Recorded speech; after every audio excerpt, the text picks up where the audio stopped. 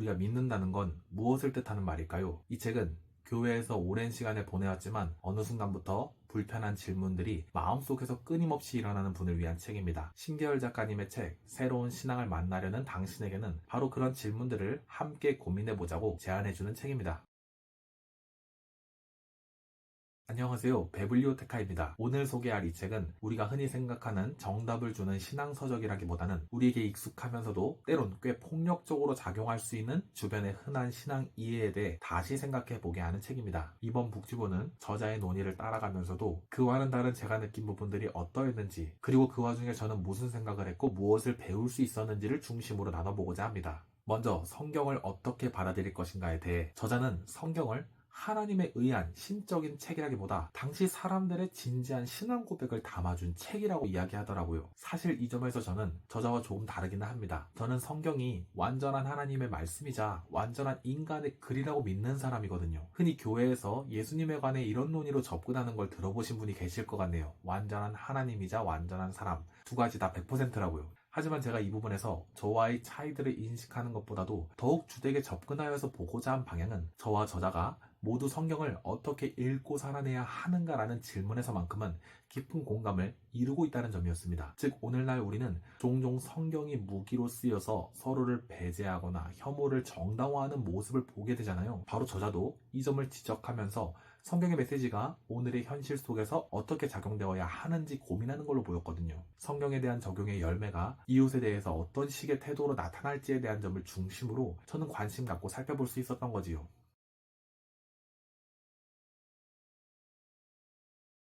이어서 저자는 인간과 죄에 대해 이야기하는데요. 특히 죄의 개념을 존재론적인 원죄가 아닌 우리의 삶 속에서 계속해서 나타나는 자범죄 쪽으로 보자는 이야기를 전해줍니다. 여기서도 사실 저는 원죄와 자범죄를 모두 인정하고 원죄 이후 예수 안에서 온전히 나타나게 되는 하나님의 은혜에 대한 강조 차원을 전통적인 신앙이 주는 가르침으로 소중히 여기고 있지만요. 그럼에도 불구하고 저자의 생각이 왜 우리 시대 사람들에게 더 쉽게 다가갈 수 있는지는 조금 더 잘 생각해 보게 되었습니다. 왜냐하면 실제로 우리들 교회 안에서도 죄의 개념이 다소 무겁게 때론 억압적으로 전달되는 경우가 적지 않기도 하니까요.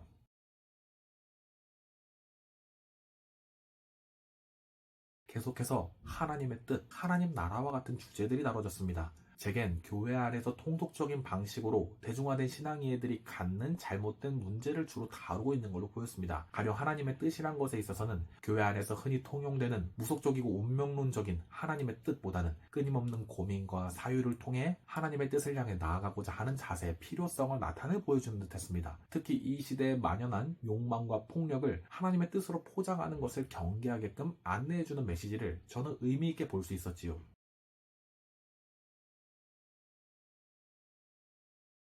6, 7장은 책 속에서 가장 성경신학적인 챕터들이었습니다. 6장은 회개에 대한 하나의 성경신학 챕터, 7장은 믿음에 대한 하나의 성경신학 챕터라고 불릴 수 있겠죠. 먼저 회개를 다루는 부분에서 저자는 새로운 삶으로의 전환으로 이를 풀어냅니다. 성경의 맥락에 비추어 두 가지 방향으로 분류한 뒤 이를 성서신학적으로 가능한 해설을 풀어내는 것이지요. 또 비슷하게 믿음은 믿음을 가리키는 헬라어 원어인 피스티스에 대한 이야기로 이 믿음을 그냥 천국행 티켓 또는 지적 동의의 문제로만 두지 않고 하나님과의 신뢰와 관계 속에서 살아가는 전체 삶의 방식으로서 성경 해석에 확실한 근거를 둔 역동적인 개념으로서 보게 하는 것이었습니다. 제게는 낯선 이야기들은 아니었지만 그래도 우리가 이와 같은 회개 또는 믿음을 바탕으로 어떻게 살아가고 있는지 돌아보게 해줄 내용들이었습니다. 두 챕터 모두 사실 저자가 비판하는 지점들이 통속적으로 오용되는 종교적인 습관과 개념들이지 사실 정통 또는 전통 신학 자체가 가진 문제들과는 결이 사실 사뭇 다르다고 느껴지기는 했는데요. 즉 제겐 오늘날의 일그러진 교회 현실을 되짚어보는 작업에 가까운 인상으로 이 챕터들이 다가왔습니다. 그러면서 제가 폭력적이지 않으면서 성숙한 신앙을 지향하는 방향으로서의 그런 신학의 열매는 어떻게 맺힐 수 있는 걸까라고 더욱 고민하게 해줬던 점에서 감사했고요.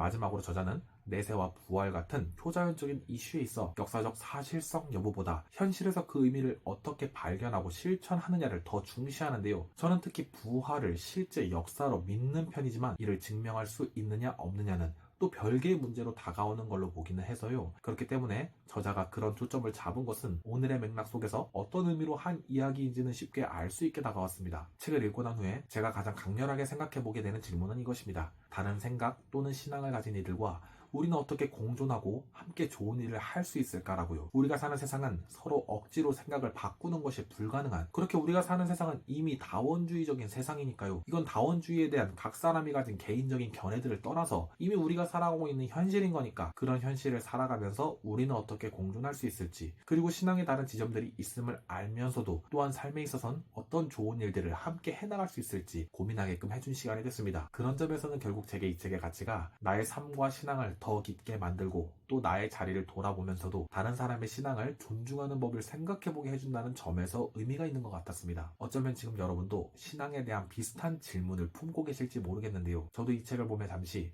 정답을 바로 찾으려기보다는 저자와 함께 고민하면서 배우고 그렇게 조금씩 더 깊어지는 신앙한다, 신앙의 여정을 걷는다는 것의 의미를 생각해보고 싶어집니다. 이 책의 이야기들에 대한 여러분의 생각도 궁금합니다. 함께 나눔으로 더 풍성한 신앙의 이야기들을 만들어가면 어떨까 생각해보면서 오늘의 베블리오테카 북리뷰를 마쳐보고자 합니다. 시청해주셔서 감사드리며 저는 다음 이 시간에 다시 만나 뵙도록 하겠습니다. 그럼 다음에 다시 만나요.